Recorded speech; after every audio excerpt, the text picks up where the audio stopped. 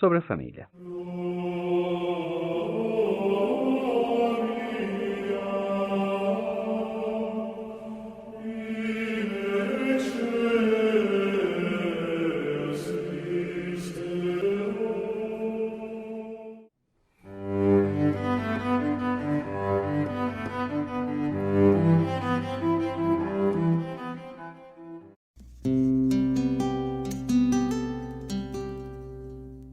Cremos que a família, criada por Deus para o bem do homem, é a primeira instituição da sociedade. Sua base é o casamento monogâmico e duradouro entre um homem e uma mulher. Bom, pensando nisso, qual é o nosso conceito de família? Me refiro às vezes se comemora, ou está se comemorando agora, o Dia da Família nas escolas, porque algumas crianças não têm pai ou não têm mãe, pelo menos essa é a temática, o teor que eles mandam esses bilhetinhos para casa. Tipo, não vai ter mais Dia dos Pais, Dia das Mães, vai ter Dia da Família. Então, os cristãos como um todo, eles ficam chateados. Como assim? Assim como tinha o dia comemorativo só para o pai ou só para a mãe, só para a família agora. Mas qual é o nosso conceito de família? Vamos lá. O conceito de família, ele ao passar do tempo, ele vem sendo reformado, reconstruído, ressignificado. Então, a gente tem que partir sempre de um conceito social, de um conceito sociológico, né? O que é uma família no conceito atual? É um conjunto de pessoas, indivíduos, né? Que são unidos por algum tipo de laço, seja ele afetivo ou laço de parentesco, né? Então, por aí a gente já começa a perceber que o conceito de família é bem amplo. E aí a gente vai entrar numa questão que às vezes as pessoas não querem ouvir, mas aí inclui no conceito de família, dentro de conceito sociológico, casais homoafetivos adotando crianças, avós cuidando cuidando dos seus netos, tios adotando sobrinhos. E aí, quando a gente vai para a Bíblia, a gente percebe desde Gênesis um conceito um pouco diferente de família. Um padrão, né? Deus criando o homem, percebendo, vendo que ele não seria interessante ele ficar sozinho, então cria a Eva e tal, e aí dá a ordem para eles se multiplicar e povoar a terra. Depois em Gênesis 2, a gente vê o escritor dizendo que o homem, né, que se casar deve deixar seu pai, sua mãe. Então você percebe ali que a família é realmente um conceito bíblico que envolve homem e mulher, tá? Lá em Mateus a gente vê Jesus falando sobre a santidade do casamento, quando ele toca na questão do divórcio. Mais uma vez ele menciona homem e mulher. O apóstolo Paulo, né, trata também a questão, inclusive ele faz a relação do casamento entre homem e mulher e compara com Cristo e a sua igreja. Então o credo acredita que esse é o conceito de família para Deus. É um padrão.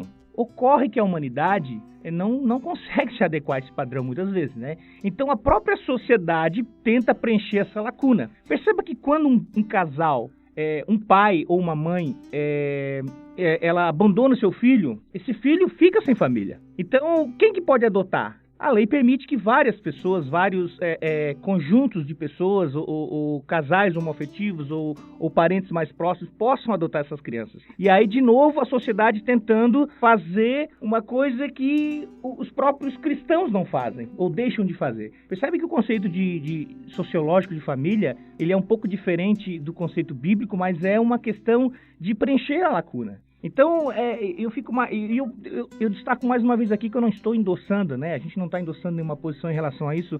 A Bíblia é muito clara, o conceito de família, né? Envolve, sim, a questão do homem, da mulher. Só que, gente, sinceramente, o que te parece mais cristão? O que te parece mais cristão? E eu toco nesse assunto de novo porque a gente vê muito essa discussão. Um casal homoafetivo se preocupar com uma criança órfã, tá? E adotar, dar um lar, dar carinho, dar proteção. O que te parece mais cristão? Ver um casal cristão, hétero, que decide por não ter filhos, mas resolve adotar cachorros, gatos.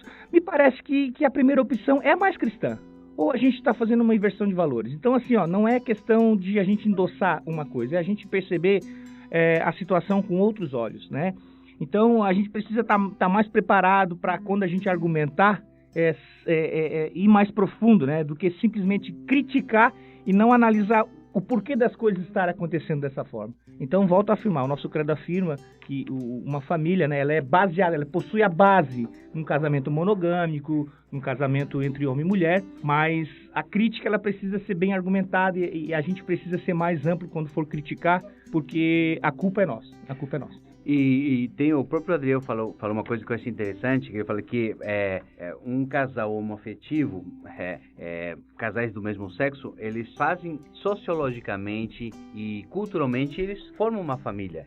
Biblicamente que não. Então nós estamos inseridos nessa sociedade, isso tem que ficar bem claro para todos nós. Nós não podemos necessariamente impor, nós podemos expor o nosso conceito e defender nosso ponto, desde que a gente também entenda qual é o ponto de vista do próximo e tudo mais.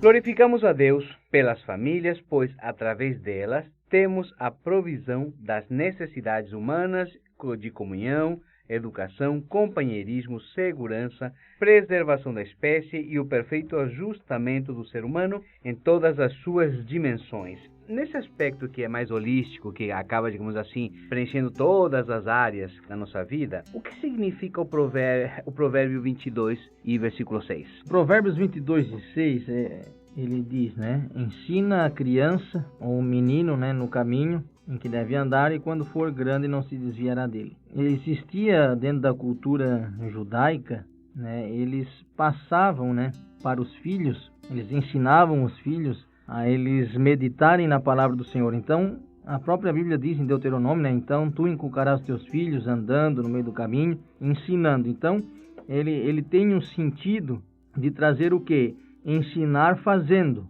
Por exemplo, nos dias atuais, seria mais ou menos dizer assim, ó, filho, vai à igreja. Não, filho, vamos à igreja.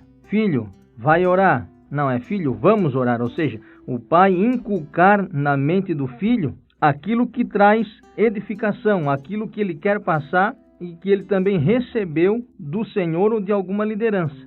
Então, o pai ele vai ensinar o filho ao quê? Andar no caminho. Então, é como se pegasse pela mão e através do exemplo e aquilo que ele recebeu do Senhor ou da sua própria liderança, ele está passando aos seus filhos. Não acredito, né? Tem algumas pessoas que podem pensar, porque ele diz, quando for velho, não se desviará dele. Então, mas por que o meu filho então está afastado? Por que o meu filho então não está na igreja ou não está servindo ao Senhor? Aqui Provérbios, ele tem o objetivo de construir o quê? Aconselhamento sadio, lógico e útil. Então não são apenas apresentadas essas promessas como se fosse um sucesso infalível, mas nós cremos que em algum momento o filho vai lembrar daquilo que o pai ensinou. Perfeito. Assim como o filho pródigo, que lembrou do que acontecia na casa do pai e o que significava estar a casa e o que significava a família em relação ao seu pai.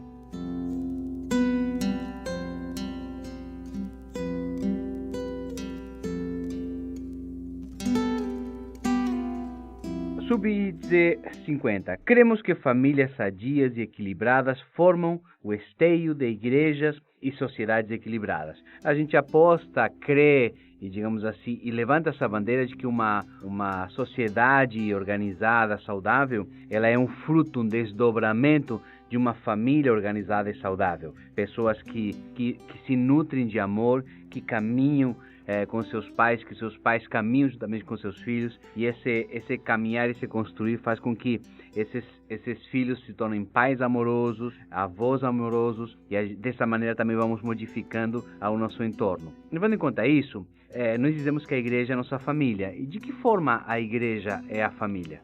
Um dos pontos interessantes que a gente vai encontrar nas cartas apostólicas é justamente esse modelo de comunhão entre irmãos na fé. A própria palavra irmão já traz um sentido de que estamos em família. Lá na primeira carta de Paulo a Timóteo, capítulo 5, versículo 1 a seguir, diz assim, não repreenda asperamente ao homem idoso, mas exorte-o como se ele fosse teu pai.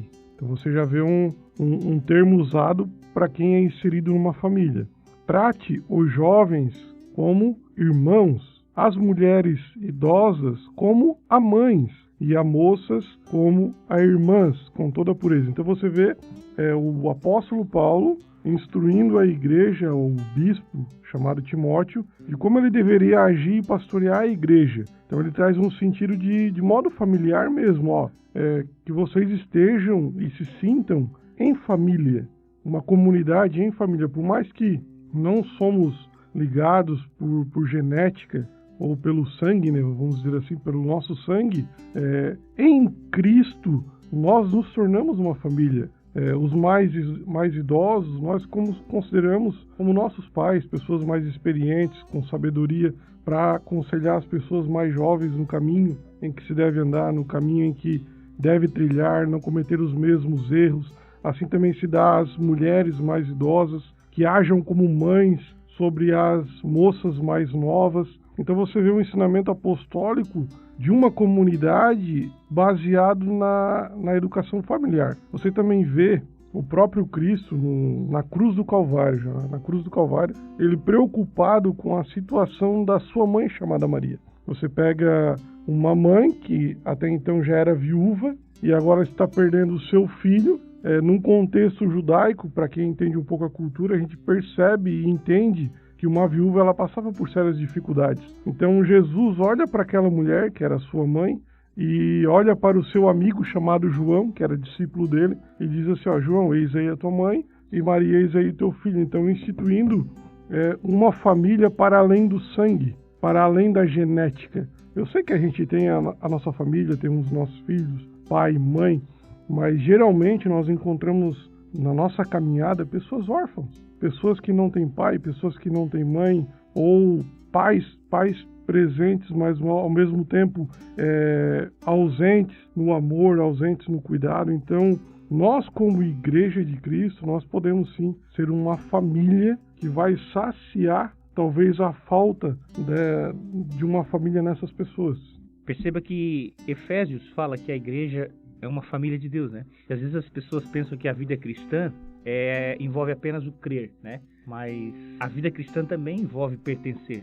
E às vezes as pessoas pensam, não, mas a igreja é uma família e não levam isso para o campo prático. E família tem tudo a ver com comunhão. E comunhão não tem nada a ver com perfeição. Porque nós temos a nossa família, né? Nós nos reunimos, às vezes no almoço, e aí tem aquele tio chato, tem aquela outra pessoa contando uma história que tu não gosta, revelando alguma... Mas é comunhão. É isso que faz uma família estar junto. Então, não tem como. Às vezes as pessoas pensam, não, igreja é familiar, que bom. Mas não quer ter comunhão, não quer participar, mas tem que participar. O próprio Jesus, quando ele chamou, né, complementando aquilo que o Adriel falou, o próprio Jesus ensinou, né, chamar Pai Nosso. Ou seja, incluiu vários irmãos para nós, né? E dentro disso tem uns que são melhores, uns um pouquinho piores, né? Então é bem isso aí mesmo. Então nós somos uma família. Por quê? Porque o próprio Jesus, ele instituiu isso. A gente não pode idealizar aqui uma família perfeita sem problemas, né? A nossa comunidade são feitas de pessoas diferentes, mas nem por isso a gente pode deixar de viver família. Bem pontuou aqui o Adriel sobre os conflitos familiares que a gente enfrenta, mas nem por isso a gente não tem comunhão. Nos próprios evangelhos você vai encontrar, nas parábolas de Jesus, nos encontros de Jesus, conflitos familiares. Você pega Marta, braba com Maria, porque Maria está aos pés de Jesus e ela está fazendo os afazeres da casa. Mas nem por isso aquela família era uma família com uma estrutura equivocada. Não, nada disso. O viver em família é justamente isso, perceber a fraqueza, a limitação do outro e também saber que somos fracos e limitados. E juntos viver em família, em comunidade. Como diz o velho ditado, família você não escolhe. E talvez a gente inserido nessa família de Cristo e a gente não escolheu, mas a gente tem que conviver, porque esse é um dos seus principais mandamentos, né? Amar o próximo como a si mesmo e cuidar e tudo mais. Valorize a sua família, valorize a sua família. Nos vemos na próxima.